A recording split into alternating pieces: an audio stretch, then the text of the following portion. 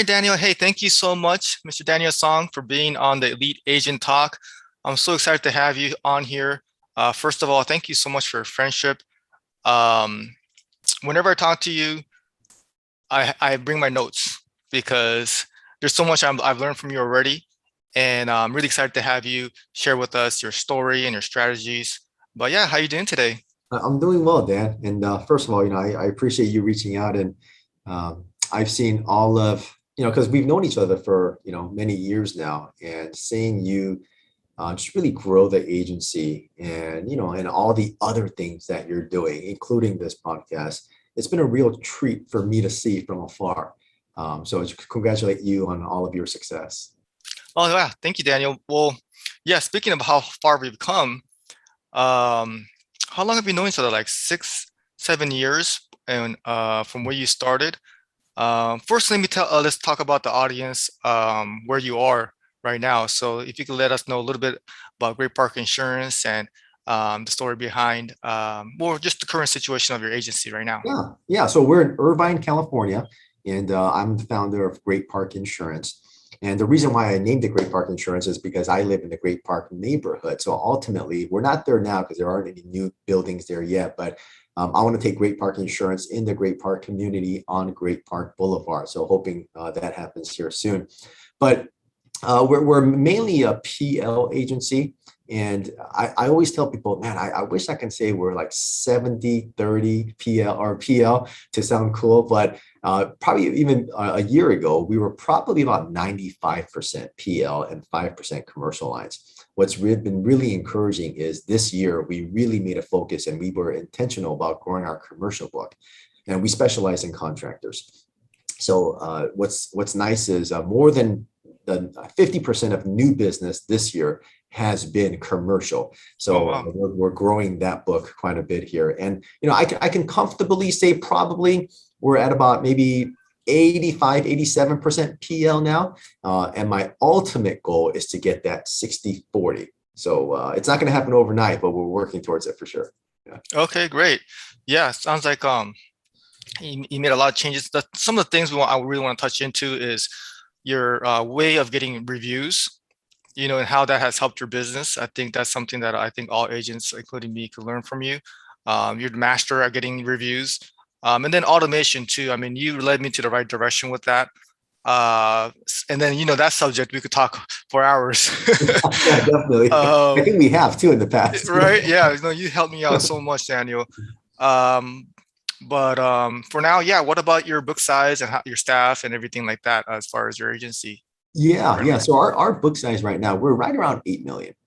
And Awesome. we have about 11 team members.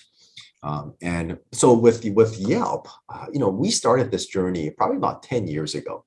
And Yelp wasn't what it is today 10 years ago. And if you talk to a lot of business owners in any industry, it's a love and hate relationship with Yelp or Hmm. review sites. But we just took the approach of, you know what, let's see what happens with this thing. So I was a one-man shop for a very long time. And I got our Yelp account up to about 350 reviews or so. But I just focused on just always just doing the right thing, making sure that I didn't focus on what was easy for me. I always focused on what was easy for the client or the prospect, because I figure, hey, this is what I do for work. This is how I feed my kids. And even with renewals, right? I have a mindset of we're going to earn every single renewal. Now, where in the past, I would write a piece of business and just kind of look away and just hope it renews. Yeah, we were like that for a very long time. We didn't have a system in place of, touching every renewal, reshops, and just really, earning our renewal commission. So, but once we started growing a team, now I think we're at about 577 Yelp reviews. But with that said, we have over 300 that are filtered and that don't show up. So with 577 Yelp reviews, Great Park Insurance is the highest rated insurance agency on Yelp in the country. So not in California or the West Coast, in the country. And the only thing that we focus on, and I tell other agency owners this as well, we have no control of what reviews get filtered or who actually submits a review. the only thing we can do is continue to ask. So Hmm. we have a system built in now, along with our automation now, where after every bind, our onboarding, it includes a review ask. But then also what that does for the staff and the team members is they know that they're going to be that email is going to go out. So they want to feel like they earned it, and they don't want a negative review. They want a positive review. So they focus. I noticed the energy is different. Uh, Right. but also we have legitimate reviews that get filtered. But the thing that I always teach is it doesn't matter. We don't have control of that. So the only thing we can do is just continue to do what we do on a daily basis. But the most important review that we get is the next one. The most Hmm. important sale of our life is the next one. So that's all we do. We just focus on the next one and the next one. We can get 20 today. It doesn't matter, right? We're going to celebrate a little bit, right? Give each other a high five, but we're focused now on the next one. And we don't get too excited. We don't get too down, right? But even the 1 star, we had a 1 star review recently, and it was a learning opportunity, right? You win or you learn. So we made some adjustments there, and it was a legitimate complaint, right? So Hmm. I reached out to them and I made sure that they were taken care of. But it was something where we dropped the ball on our end. So publicly, we reply to every single review, and we publicly apologize, letting them know, hey, it was never intentional, but we did drop the ball, and how we can make that process better, or how we can fix it for them. Yeah, it helps us stay accountable to. But yeah, a couple things I want to touch on. Yeah, the love-hate relationship, that's definitely true. The unfiltered results. But over 500 reviews too. That's amazing on Yelp. And another thing I want to touch on is, yeah, it does help your staff kind of like be on their best behavior when you ask so much that Sure. they know we're asking. So consciously we're thinking like, okay, well, we could get reviewed at any moment. So we have to, and we want to take care of our clients the best service possible anyways, but it gives you another um, level of thinking that everything's so transparent these days that we have to be on our we have to do our best for our clients at all times. But share with the audience how much that helps you with their marketing, because um, I can't almost believe how much business you could write from basically at a certain point it becomes free marketing, right? Well, it really is, and I think that kind of ties into the whole social media world that we're in now. And we're very active on social and daily. Well, We yeah. post. But one of the things that I tell other people, Dan, when we were growing up, right? If we wanted to look up a store or something, if we wanted to buy something, or if we wanted a plumber, we would go to the yellow pages, Mm. right? And a lot of people don't know this, but when we were younger, it would be ABC Plumbing or 123 Plumbing, right? Mhm. Well, that's SEO back then. Because Yeah, if you were ABC Plumbing under the plumbing section, you would be listed first on that first page. or even Right? better, AAA plumbing. Yeah, exactly, exactly. Or 123 ABC Plumbing. But I mean, there's still some of that now, but it's just on a much bigger level. But there has never been a time in history where you can capture so much attention for free. For free. When I started the agency, I was on welfare, right? I had no money. And people say they started their agency or scratch agency. I tell people, man, I started below scratch. I literally, if I would think, okay, this home policy here is groceries for this week. Like I literally could correlate this sale to what I'm going to provide for the family. It was because it was literally, I had to sell a policy so we can eat. So I had to brainstorm and really think about how I was going to market myself. And looking back at it now, it's been a huge blessing because we still have a zero marketing budget. Now, we do advertise in the local grocery stores here in the community because we're very home based. We want to be that community agency, Mhm. but we don't buy leads.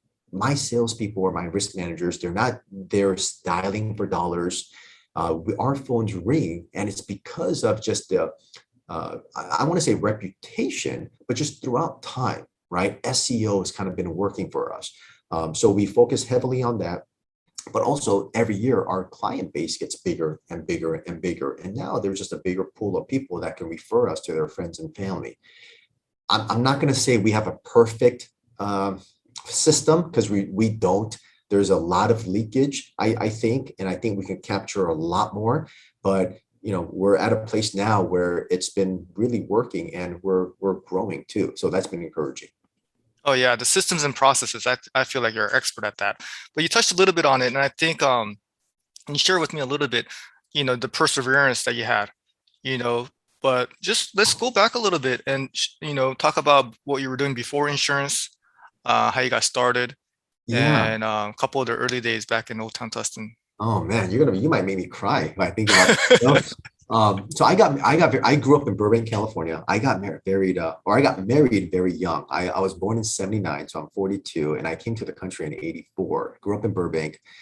And Dan, I mean, you're a lot smarter than I am, but I wasn't that typical Asian kid, and growing up in the 80s and 90s, right? All of our parents, you got to be a doctor, lawyer, engineer, but you got to be something like that, right? To be considered successful. And I barely graduated high school, and there was no way I was getting into college. So I said, you know what, man, this sucks. And I said, what am I going to do? Because there was something always in me that wanted a little bit more. There was this kid inside, and I always wanted to be somebody, right? I wanted to make a difference, but not just in my life, but my kid's life, right? Um, so I went to the Marine Corps. So I served in the Marine Corps for my first duty station. I was in Okinawa, Japan. My last 3 years, I was down in San Diego, Miramar, and that's where I met Christina. They're not military, but she lived down there. And then I got discharged in 22. Oh, I got discharged in 02, and I went to Fullerton City College, and I got transferred to USC. But while I was married at the time, and while I was going to school, I thought, you know what, I'm married, I'm a man now, right? So I need to provide for my wife. So I got a part-time job at a mortgage company, figured out that, hey, I was actually pretty good at this. And I never had another job before, a real job. But 5 minutes of walking into that office, I was in sales, right? And I was on the phone. They put me on the phone selling mortgages. And I was pretty good at it. So probably 6 months, maybe a year later, I opened my own mortgage shop in Torrance. And we were making some good money as a young kid. I was 25, 26 years old. We were making good money. Mm-hmm. Yeah, I think and this is how so different it is than the insurance industry. With my own pen, I remember one month making 100,000. The next month 75, the next month 50. So in a quarter, as 25, 26 years old, I made, just with my own personal sales, 225,000. Right? Wow. Complete blessing, but I was double dumb. Right? I was irresponsible. I was flashy. I was showing. It was just silly. So after a couple of years, we lost everything. I think at that time at my highest, we had about 15 agents and 2-3 processors. But we lost everything around 07, 08. And when I say we lost everything, it wasn't just a bump in the road, right? We were young. We moved so many times. I never updated my address. At one point, we were on welfare. I had my kids. I think I had 2 or 3 kids at that time, and we would go to the county hospital because we couldn't afford medical insurance. Groceries. I just, I had $200 to my name in my left pocket, 200. And we had our 4th daughter at the time. And so that was tough. That was tough. I remember on a Friday night, and the kids were so young, they don't know the difference. They didn't know at that time. Friday night, we would go to, at the Irvine Spectrum. At the time, they had $5 footlongs, right, at Subway, but we would cut that into 4 pieces. And that was enough for them to be full. And we would play in the little grass area, right? But yeah, it was tough. And it was tough. And I remember I came home one day, and we literally went to Ralph's, and at the Woodbury Plaza, Ralph's. And my wife would go get groceries, milk, cereal, vegetables for the kids. And she was in line, and behind her was one of our friends. And then she told me this story, and I said, oh God, I said, tell me you didn't pay with the food stamps in front of our friends, it just killed me. And then she says she did pay for it, right? And I got so upset with her, Dan, and I'm embarrassed to tell this story now, but I know it's going to help some people listening to this. Hmm. Uh, so I was upset with her. And then she came to me and she said, honey, why would you be upset? Why would I be embarrassed to pay and grab groceries for the kids and for our family? And I'll never forget this. She said this. She said, what we're the hardships that we have right now, it's something that we're going through. It's not where we're staying. It's something that we're going through right now. Um, and I thought about that and I said, man, that's how much she believes in me. That's how much she was basically saying, hey, stop being a butthead and just get to work. Right. So, and that just gave me a recharge like you wouldn't believe, man. So I never knew anybody in PNC, right? I didn't know what a captive was, a brokerage was, a direct writer. I thought, what, I did all the research into different industries, and I said, what, this insurance thing seems okay. It's not fast, it's not sexy. There isn't big money with every sale like the mortgage industry or real estate, but I was looking for longevity, security, and stability. Right. So I got my PNC license and I got into it.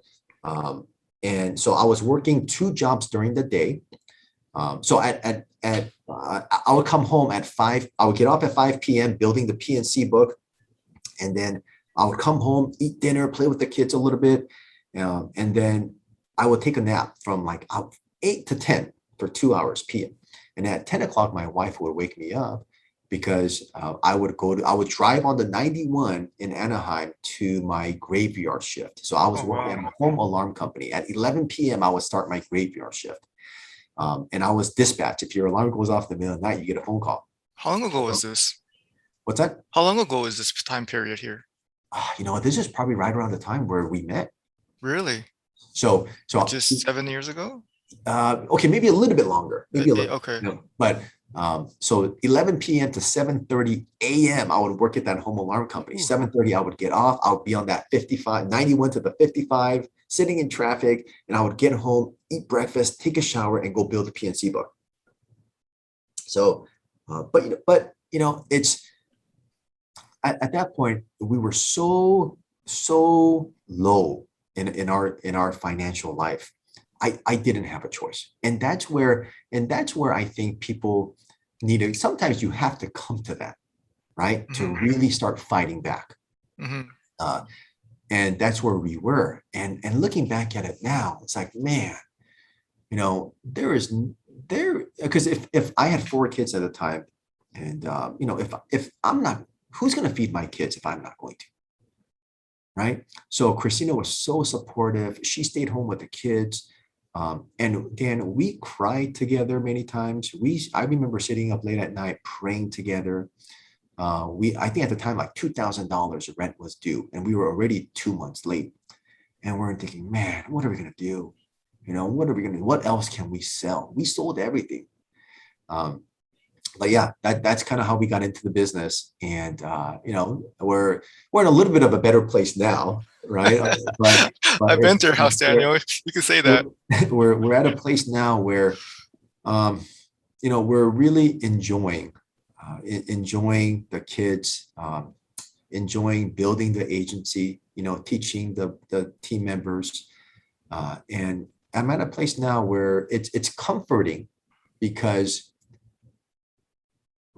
everything we have, we built. Right. Um, but yeah, Yeah.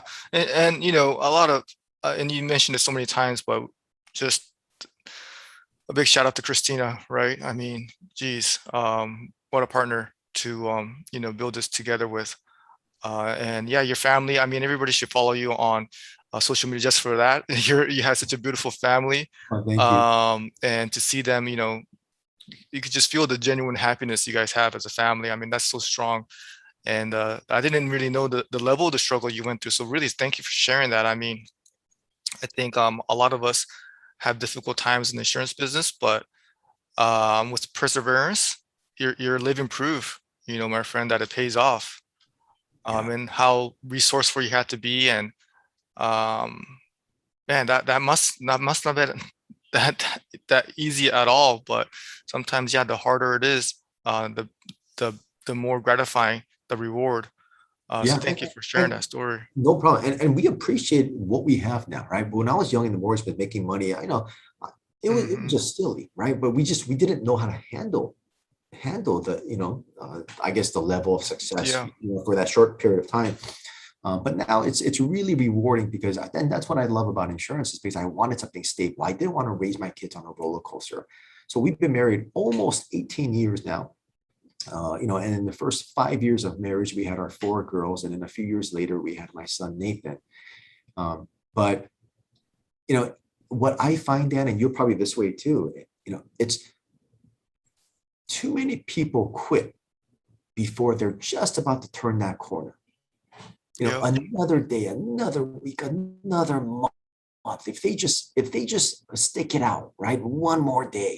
I always tell people if you're gonna quit, just quit tomorrow, right? Never today. Quit tomorrow.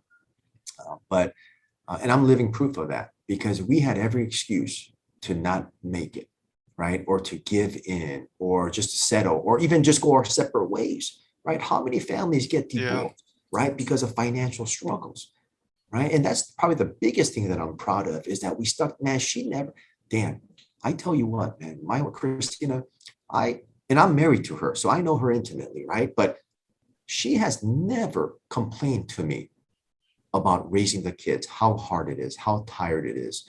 When we were going through our biggest struggle, she never made me feel bad about not being able to provide. She never yelled at me. She never talked down to me. She was always supportive.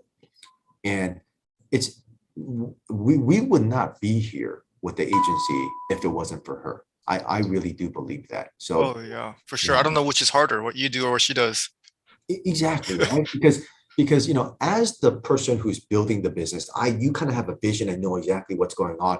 The spouse, all she can do is just believe in you, Hmm. right? And not to say, not to minimize that, but she's just hoping for the best, right? And encouraging you, right? She doesn't know if you're just giving her fluff, right? And that's why I always say, transparency is so beautiful. It's so refreshing, right? Transparency and just being who you are. And I always tell people this. I said, you can fake people out for a little bit of time, for a month, a year. You can lie to people, tell them that you're working hard, right? Oh, I'm gonna go to work, honey, and and you come home and you're like, oh man, a great day. But you know, time will either promote you or expose you. And I'm such a big believer in that. Time will either promote you or expose you. Hmm. And eventually the Hmm. truth comes out. Eventually it does. So I always tell people just be transparent, be honest, and just work hard. Consistency and this is discipline is just the biggest things. I am not the smartest person in the room ever. Okay. And I always tell people when you first meet me, it's just you're gonna figure that out real quick. Okay. Because Yeah. I don't, I'm not this old brainiac kind of guy, right? And I didn't learn how to read properly. I mean, I flunked first grade when I came to the country. Right. I'm not smart, but I'm a darn hard worker. There you go. I'm a hard worker, That's for right? sure. And I get tunnel vision, right? And for those 7, 8 years, I didn't go to a birthday party Friday night. I couldn't go to church with my friend. I worked my first 5 years in the business, Dan, working all those jobs and things and building the PNC book. In 5 years, I took 7 days off. Five of them were for Christmas, right? I Yeah. didn't, And that's how you probably got so many of your reviews because you were so like you're responsive to every single like and I was so dialed in, mhm. right? And I was so focused on where I wanted to. I always tell people operate with the end in mind. Mm. So if your goal is here, but you're here, the work to get to here shouldn't bother you because the end in mind, the goal is that much more important, Yeah. right? Yeah, when you have a So big goal or that keeps you excited, since sometimes when you're in the middle of it, doesn't seem that fun or it seems kind of like doing the same thing routine or even boring. But when you get excited about your goal, that's great. That's what keeps you motivated and hungry. But what about to the people maybe who may say like, hey, how do I get my spouse on the same page? How do I get them to believe me? This business takes so much time to develop and um, you know, so you may have the patience, but maybe your partner may not, or they don't maybe see the vision. Like, what else can you say about having? Did you just get lucky that Christina just believed you from the beginning, or I mean, I'm sure it's a team thing that you guys have such a great relationship when it comes to the dynamic you guys have. Yeah, and that's a great question. I think I think the biggest thing is, I hear that a lot. My wife doesn't support me or my spouse doesn't. And a lot of times, I look back at them and I say, well, what have you shown them up to this point for them to actually believe you? Because I think a lot of people talk a big game and I'm going to do this and I'm going to do that, and they never follow through with it. So, and it's just like people, when people first get into the business, right? They want to talk to their friends and family, but some of those friends and family doesn't want to talk to you, right? Hmm. Well, this is to them, this is like, oh, what are you doing now? This is like the thing that you're doing now. And sometimes they just want to see if you're committed to this, right? They want to see that, hey, you're all in. And it's not necessarily what you say right now, but it's they watch you. And 3, 4, 5 years of them seeing you still in the business, still committed, still excited, right? Then you're going to sell them, right? And you're selling them on the idea of, hey, you're a different person now. But that's one of the things I tell people is, you got to give your spouse a reason to believe you.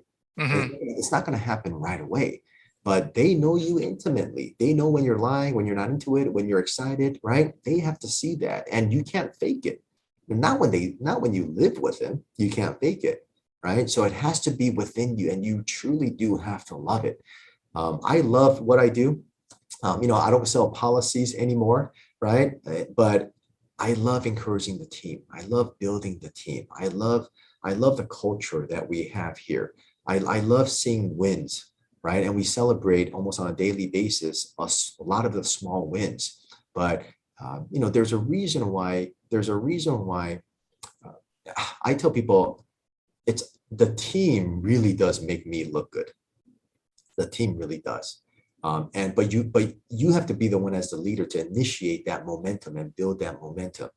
And great momentum can make a weak leader look really good, but a lack of momentum can make a great leader look really bad, right? But to build momentum, it takes time of just you being in that closet by yourself, working, working, working, and then all of a sudden it just snowballs.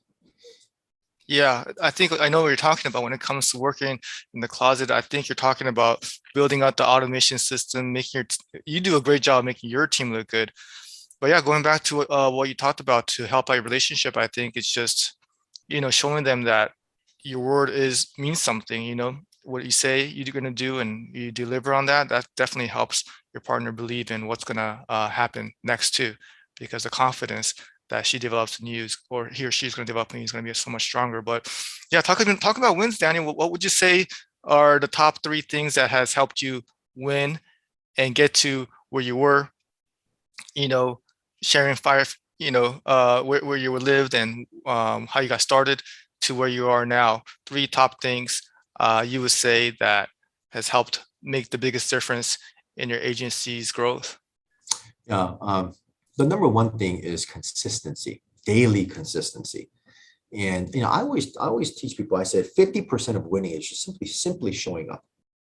You just got to show up every single day, right? Whether you feel like it or not, you got to show up. And once you start building a team, they feed off of that, right? Consistency is huge. Again, I think that's one of the key ingredients on how we've been able to get to this point is showing up every single day and just putting in that work. And a lot of time, but it's all focusing on all the little things that don't seem to matter, right? All those little things. The second thing is building a team. Hmm.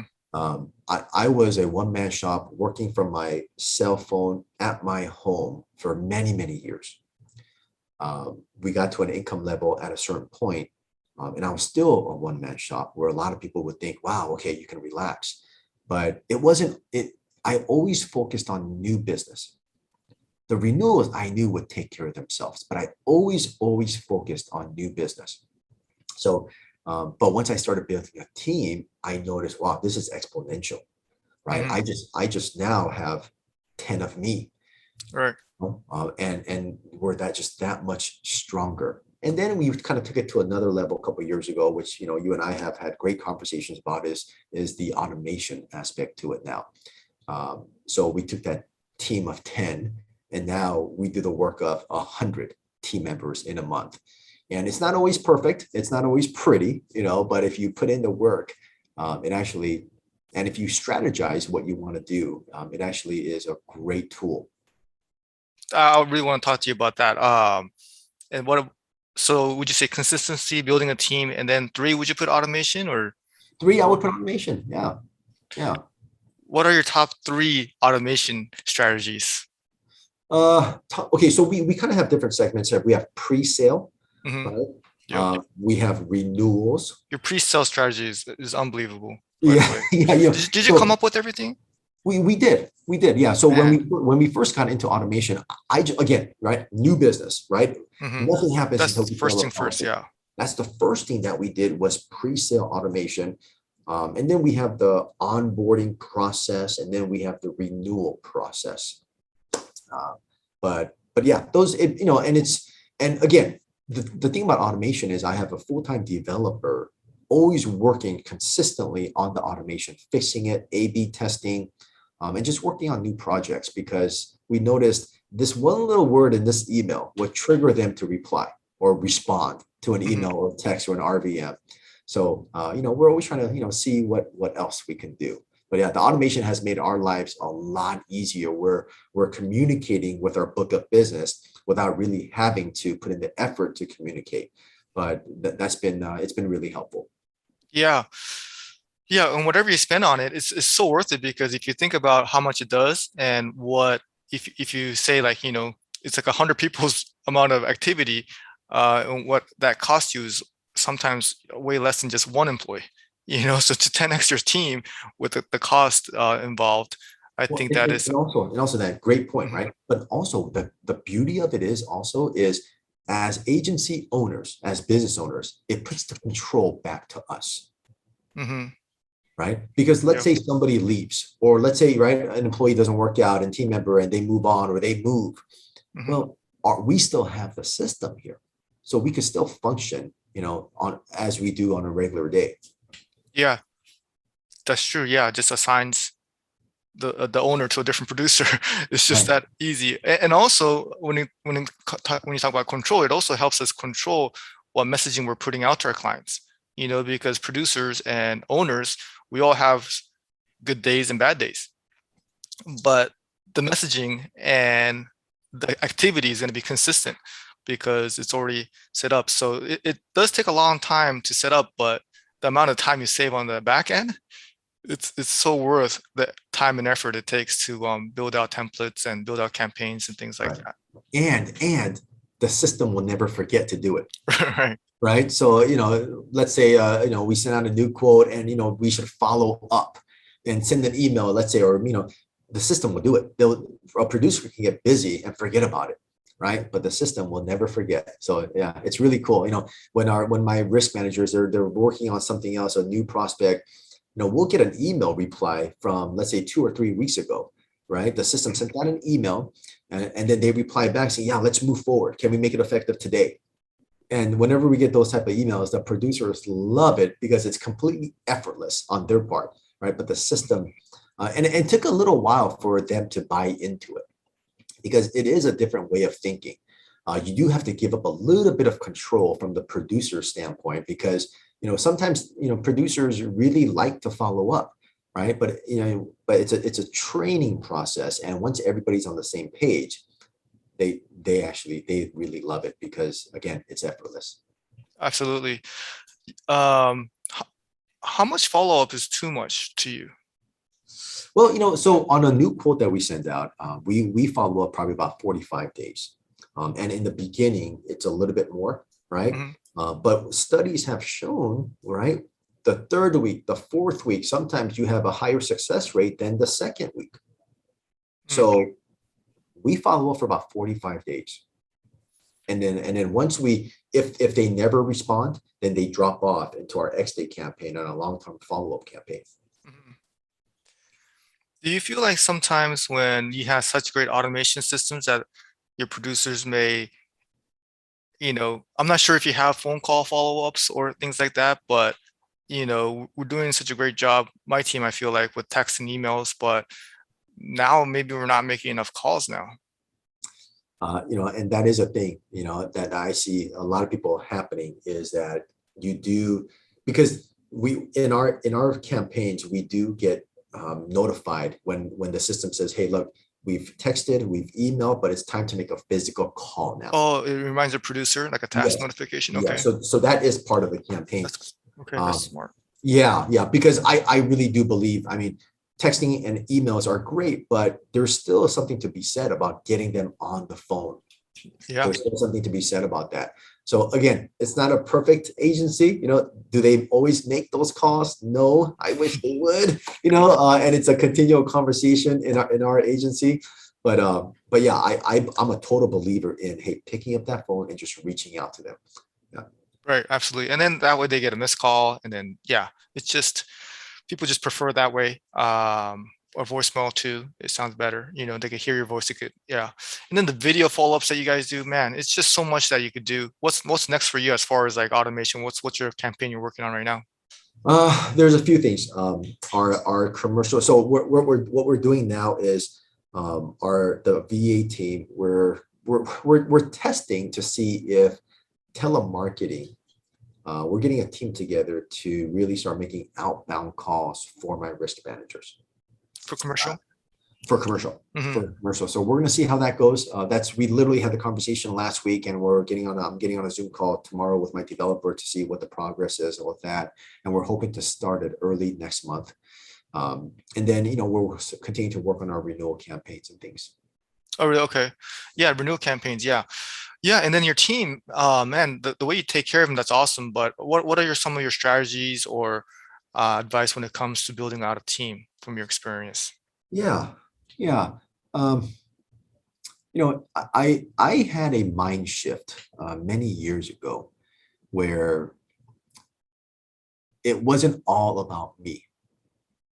And, because again, everybody wants to be somebody, right? Everybody Mhm. loves recognition. Everybody loves, other people patting them on the back. But once I came to a realization that, hey, you know, I can do more by helping others do more. If I'm a resource for some other agency owner down the street, for them to take their business to another level and help their kids go to college and do all those type, I said, man, how cool would that be? Right. And being in our industry, we have so many friends across the country that we help each other. I mean, you're literally up the freeway from me, right? Mhm. But you and I, we brainstorm and we tell each other what's working and what's not. But we have a Slack in our office, and we give each other nicknames. And my nickname on Slack is Waterboy. Yeah, I saw that. And and and I do that purposely because I want them to remember the water boy is to make the athletes, the people on the field, look good, Mhm. to support them, right? To get them anything that they need, right? And that's what I am, to the team. Whenever we have a meeting, I'm in the conference room now, but we have two big computer or TV screens in the office. And whoever's having a meeting, so let's say Jordan is having a meeting with a potential prospect, we'll put his picture up on our TV screen, and all of the team is kind of surrounding him, but his picture is the biggest, right? But we do that because we want that person coming in to know, hey, wow, Jordan must be the man here or the woman here, right? Mhm. I know I'm working with the right person. We had a couple months ago, Yesenia, who's our office manager, typically when they come in and have a meeting, she comes in and sees if they want something to drink or coffee. I remember that day she was out sick. So when Jordan had his appointment, I came in and I said, Mr. Johnson, would you like something to drink? And he said, yeah, I would love some coffee, right? So I went to go get coffee. I brought it in. I asked Jordan in front of Mr. Johnson. I said, Mr. Would you like something to drink too? Right? So but by doing that, it lets the team know that, wow, Daniel's really on our side. He really does want us to succeed, right? And the great thing is I have such a great team. It really is coming in and you're working with a bunch of friends, right? So it's a great, we have a lot of camaraderie, a lot of, a lot of team building events. But also, as a leader, you can't get too caught up in that too, because there's a fine line. Um, and during the holidays, I think it was last year, we had a great party and we were hanging out. And then I found out that the staff went to one of the team members' homes to continue the party, right? Okay. Um, but guess who wasn't invited, right? So I wasn't invited to that. But also that's a level of, I don't want to say respect, but as a leader, you have to draw that line, right? You have to draw that line of, being able to go out and drink and, do all sorts of things with them. It was a compliment that they didn't invite me, right? So I don't know if I explained that properly, No, but yeah, yeah, absolutely. I really acknowledge your humility, yeah. Daniel. I think that's what I think makes you a great leader, and I try to do the same thing. I look at it like I work for them. And then when you look at it that way, it really helps you become more creative on how can I help them. And really you helping us helping our staff is the best way to help our agency as a whole. What I love about what you have going on in your team is, I mean, how many people do you have there that's been with you over 5 years or even 10 years, right? So, and that just shows you right there that, you really are a great leader. They appreciate what you do for them. They appreciate the opportunity and that they love what they do and they love coming into work every day. So I admire that about you. Oh yeah, no, thank you. Yeah, because really, um, we're really not much without them. So that's the least I could do. But yeah, you're right. There is a fine line too, um, when it comes to, making sure they don't get entitled. When they really think that I work for them.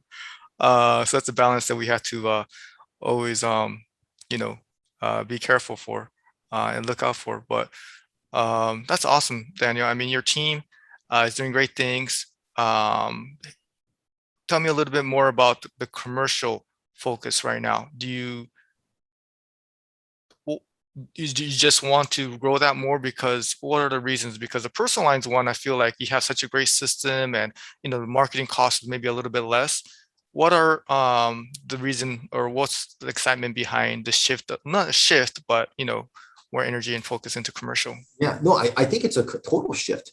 Oh yeah. And with commercial, I mean, everybody knows, right? It's bigger ticket items. Hmm. Um, but I think to be a healthy agency, just like, we don't want to be one carrier heavy. I think, spreading it out. And there's a lot of things in commercial. So we specialize on comp and GL, but we also do commercial auto, E&O, D&O. But that's kind of been a strategy where I think it's really for longevity. And we realize there's a lot of things that we're leaving on the table because a lot of our personal lines clients are business owners. And the more policies that they have with us, obviously retention, lasts for many more years. So that's one of the things. We picked the contractor space because one of our risk managers came over and he had a lot of experience.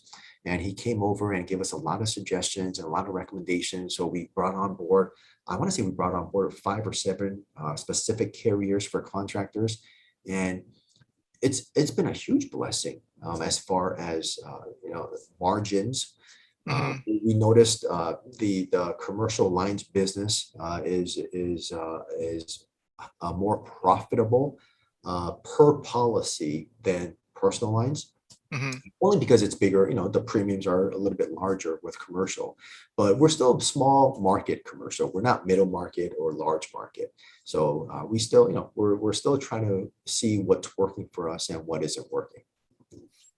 Is it hard for you to shift that way when you already have something working so well? Because maybe I fall in that category too, where what I'm doing repetitively with the systems and processes I built in, and everything's going so smooth, everything's going well, and then you feel like something's getting taken away, or like you're taking a little bit of risk if you put your focus on something else that for many agents maybe something they're not comfortable with, or you know obviously when you're new at it, you're not going to be as good as what's working already. What are your thoughts on making shifts with your agency?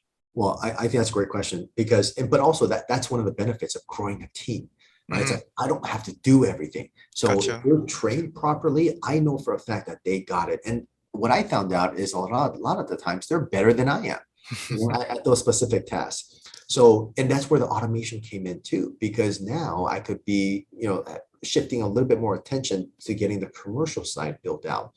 But I wanted to diversify, but I didn't feel as if us creating the commercial, building out the commercial side was really hurting our personal line side. Again, because of the teammates, because of the training, because of the automation, it was really, I was excited because now I could finally focus some attention on building this out. And we're writing more business on a monthly basis for the commercial side than the personal line side. So it's been working well. Again, we're now going into our first year of renewals on this. So it's not like we've been doing it for a long time. And to see how much it's grown, I mean, I can't wait to see what's going to happen the second or third year. It's going to be really exciting. Yeah, you share with me some numbers, and yeah, the numbers are big. So that is something that's really exciting. Um, wow, yeah, Well, that's so awesome. again, I wanted to ask you too, Mhm. I mean, you're a veteran at this, so where do you see yourself in the next 5, 10 years? What's the plans with this? Well, yeah, with me, I mean, just keep marketing into investing in marketing and staffing. Really, I think next year my lease is up, so I'm really excited about that. So a lot of Has my it? thought process. Wow. I remember visiting your office, well, at least the first year, right? And I was, man, so are you gonna stay around the area? That was 5 years ago. Yeah, most likely in the area. Yeah, And then you remember my old office in Old Town Tustin. I That should one, too. yeah, with the ant problems and the AC issues. But yeah, that's what's kind of keeps me excited. Um, and then just what about you? I think for me, it's just really excited and really grateful that we're in this business, and I see so much opportunity. Um, Again, especially with the automation, I just feel like building teams are so much easier. Having like SOPs and everything kind of like set up. It's so much. I feel like we're living in an age where it's just easier to scale now.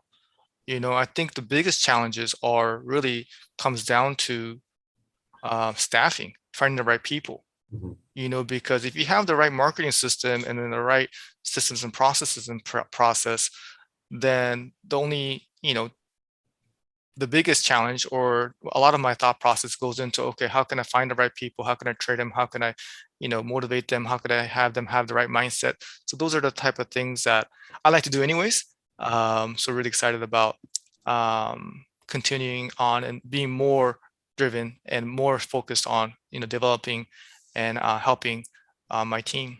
Yeah, and you're right, and one of the things is as leaders, I think we could never get too comfortable, right? We always have to be pushing and working on the next idea because it also shows the staff and the team that, hey, we're still committed, we're still in the game, right? We're still excited about what we do every single day. And going back to how this is such a wonderful industry, and I am so lucky. I mean, we both are, but Wednesday morning, in a couple of days, I'm actually flying to Connecticut Oh wow. because we have, again, I have friends all over the country. So about 30 of us agency owners are getting together in Connecticut. And for a couple of days, we're just going to share, and we're going to learn from each other. But I mean, some of these guys been in the game for 30, 40 years, right? So just knowing, just having that opportunity just to sit and have a meal with them, and not only just business advice, right? But just Hmm. life advice. It's so warm, to know that there's people out there in the same industry where they have a heart of sharing and just wanting the younger agencies to really learn and to be successful. And but also, just yeah, and I learn from them, they learn from us, and yeah, and I mean, we are probably one of the smaller agencies in that group, but I was lucky enough to get invited, but yeah, you can always learn something from someone. I really do believe that. Even a new agent starting today, right? I can learn what's the mindset, right? How are they thinking? What are they thinking? What's your biggest fears? Right. And it's really cool because, yeah, again, just connecting with people and just learning more about them. Yeah. Yeah, there's a lot. Well, I'm pretty sure they're going to learn a lot from you too, because uh, you know. But yeah, so much to learn. Then that's what keeps me excited too. Is that um, yeah, and the way I look at it, also that you touched on it, is I really want to just show my staff that I have a huge obligation to try to help them out. So I just can't. It's a pretty big deal if they say, "Hey, I'm going to work for you." So I don't take that responsibility lightly, because it's a big part of their financial decision is where they're going to be employed at. So I think it's kind of my responsibility to make sure, like, hey, I'm doing my homework. I'm seeing what's coming out next. They have enough leads. They have enough motivation. But yeah, learning from each other, I think that is um, one of the best things about the industry, and especially with technology, how we could connect with people so easily. I think that's something that we got to do. On a selfish note, Daniel, I kind of want to ask you, when it comes to automation. Okay, what are some cross sell techniques you have when using that? So we do quite a bit. So for example, our commercial side, right? If Mhm. we have a commercial policy that comes on the books, our automation, our onboarding definitely talks about, hey, not only do we could do comp and GL, we also do auto and home. Um, but we don't have a lot of monoline policies, but we still do every month. Where if we just bind a home, we'll talk to them about the auto policy or vice versa. But we do it in a way where it's not really aggressive. Mhm. We'll send them an email about, hey, 10 things to know about home insurance, 10 things to know about auto insurance, and just kind of Mm. dropping nuggets along the way of just little nudges throughout the year, little nudges, so that when their renewal does come up, that we're top of mind. So after you bind it, do you send a cross-sell notifications or communication pretty soon, or do you wait to the renewal? Or We don't wait till the renewal. We do it Mhm. pretty soon, and it's just part of our onboarding campaign. So probably definitely within the first 30 days, Mhm. they'll get a notification that, hey, we do also offer these other types of policies. But also it depends if they come on board as a package or not. So in our pop-up form, when we disposition, we picked which policies they have, so that if it's only one, and they know, if it's only auto, they know the auto, we take them down a different path in the Mhm. automation where we're trying to cross-sell the home. Wow, But if we select home, it's a different path for cross-lining or cross-selling the auto. gotcha. Wow. What if they buy the home now, and then 6 months later they buy the auto? Do you send them this? They go through the same onboarding messaging, or now what happens? Because does it get repetitive there? Well, so the onboarding is one track, and there's little deviations within that. So once we do get their package, Mhm. and maybe it doesn't happen at the same time, then they are out of that. They're in the package onboarding, or kind of the renewal process. Gotcha. Yeah, And yeah. then on renewals, is it the same messaging every 6 months? Does it get repetitive? Do you worry about that, or no? Is it pretty simple, Uh, or? we keep it pretty light. Mhm. And what we noticed is, they're not going to remember an email a Yeah. year ago. Yeah. Open rates are, not as high as we think they are anyways. Yeah, and they're not going to remember it. So we typically have one general master onboarding with a little deviations here and there. Yeah, but then that's also the reason why we update every year too, so that maybe they're not getting Mhm. the same message. We Oh change it yeah. a little bit. Change the Yeah, picture, things like that. yeah. Man, Daniel, I mean, yeah, the automation, the team building, your leadership style, your story, your perseverance. It's just so many things we could learn from. And I'm just really grateful, that I know you led me to the right direction when it comes to automation, and just to see where you started from, and to see us both progress, and going towards the right direction, and having that camaraderie of somebody, that I could talk to, because sometimes, yeah, we're in our agency all the time. We talk to our staff, talk to our clients, we talk to our spouse, but it's a different level of understanding when we talk to each other, Yeah. that we're what we're going through. So I really appreciate, the relationship we have, and I really want to acknowledge you for, just what you built. I've been to your office, I've been to your house. I see your family online. It's just blessings. is all I see. So really, we just want to thank you for your time, Daniel. And I just really want to, value our relationship, and just hopefully I could help you out with anything, that you need, because I don't want it to be all one-sided. I'm asking you No. all the questions. And yeah, I just wish you, your agency and your family best of luck. Anything else you want to share to our audience, that, people who are watching this are going to be agents that are looking to grow their book of business? That's what the channel is for. That's what I'm here to try to do. But anything else you want to share with them? No, well, it's again, it's we've known each other for a long time, and there's a lot of things that I am proud to know you, because not every agency owner gets to a level where they're able to really have so much responsibility on their shoulders, and you don't vocalize it, and you don't portray that, but I mean, heavy shoulders are heavy shoulders, right? But you're always so positive, and you're always thinking about the team, and you really do have one thing I really envy about you is you have that entrepreneurial mindset, right? Which I don't have. I just kind of but no, I really do admire you for that, and I always want to say thank you for your friendship too, because it's fun being in the same industry, but also becoming really good friends too, and seeing both of us kind of prosper and helping as many people as we can. So congratulations to you too, Dan. No, thank you, Daniel. Yeah, no, we're on the right track. There's so many similarities. We both have the same name. We both grew up in both Asian American, both raised in Southern California. So yeah, it's gonna be cool to learn from each other moving on forward. So we'll keep in touch. We'll have lunch soon. But for everybody else, I highly recommend following your social media, your personal. We didn't even talk about that, how your TikTok is blowing up.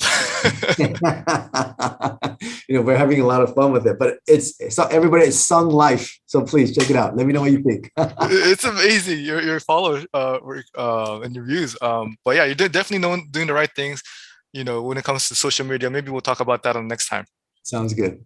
All right, Daniel, thank you so much. Okay, thanks, Dan. Bye.